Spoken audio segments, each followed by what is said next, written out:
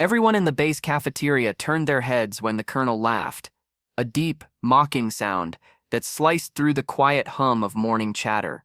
He was pointing at the young woman's chest, at the silver badge pinned neatly to her uniform.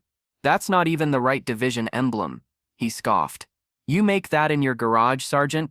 The woman didn't answer. She just stood there, tall, calm, and strangely unshaken, as the colonel's words echoed against the tiled walls. "Before I tell you what happened next, tell me in the comments where you're watching from. I love knowing who's listening." The cafeteria grew still. Forks froze halfway to mouths. A few soldiers looked away, unwilling to meet her eyes.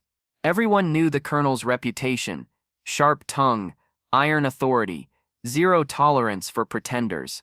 But there was something different about this woman. She wasn't flinching. She wasn't trembling. Instead, her gaze fixed on him, steady as a rifle sight. She finally spoke, her voice low but clear. "Sir, with respect, that badge isn't fake. It was issued by the office of the president." The colonel's smirk deepened. "The president, huh?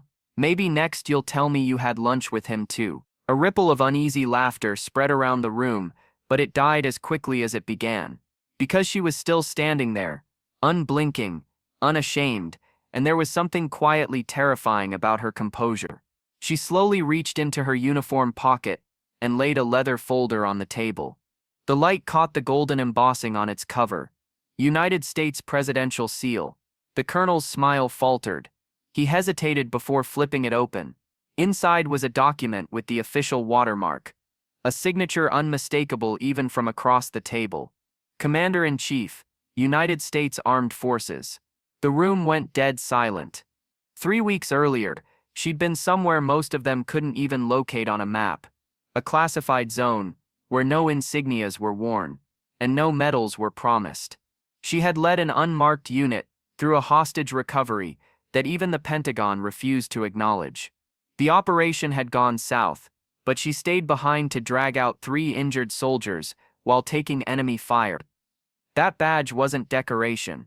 It was recognition, direct commendation from the president himself for bravery under classified duty. But no one here knew that. Not until now. The colonel cleared his throat, his confidence unraveling.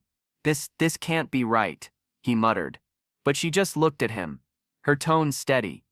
"You can call the chief of staff if you'd like. He'll confirm it."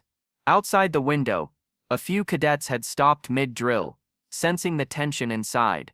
Even the flag seemed to hang motionless, waiting. The colonel's hand shook slightly as he closed the folder. His eyes darted toward her name tag. "Sergeant Avery Collins," he whispered, as if reading it for the first time. A silence heavier than any reprimand filled the space between them. Then, slowly, he straightened his shoulders and saluted. Every soldier in the room followed suit, chairs scraping, boots shifting in unison. Later that evening, as the sun dipped behind the barracks, Avery sat alone outside the mess hall. The wind carried the faint echo of drills from the field, and for the first time in weeks, she allowed herself to breathe. She hadn't wanted the recognition, only the truth to stand on its own. The colonel approached quietly, a different man than before. He didn't speak right away, just placed a single metal box beside her. "I had it wrong," he said. "We all did." She nodded, a small weary smile tugging at her lips. "It's not about proving anything, sir. It's about remembering why we serve." He looked down at the box, then at her. "You reminded us today. Because respect isn't demanded, it's earned, in silence and in sacrifice. And sometimes the quietest soldier carries the loudest truth. If you believe courage doesn't always wear rank, tell me in the comments below, and don't forget to subscribe for more stories that remind us why honor still matters."